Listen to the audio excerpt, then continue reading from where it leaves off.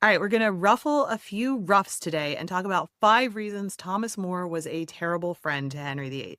Henry VIII once called Thomas More the most faithful servant and friend that a prince ever had. But, spoiler alert, that bromance went down in flames.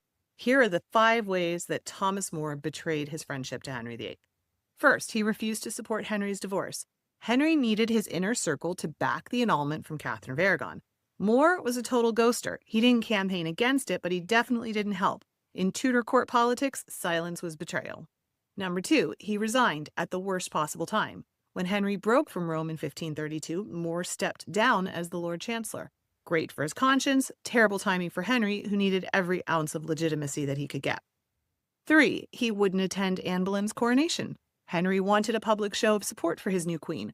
More made up an excuse and skipped it. That wasn't just a social slight, it was a political slap in the face. 4, he refused the oath.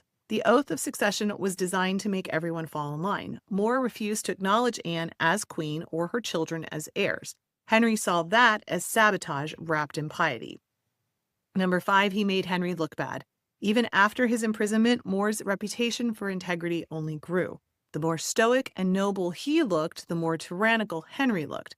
Not really bestie behavior. So, just before the angry comments start rolling in, I'm not saying I personally think Thomas More was a bad guy. He was brilliant, principled, and yes, he died for what he believed in. But just for fun, we wanted to flip the perspective and look at this from Henry's point of view. If you were a king trying to reshape your kingdom, Thomas More may have felt less like a loyal friend and more like a constant headache.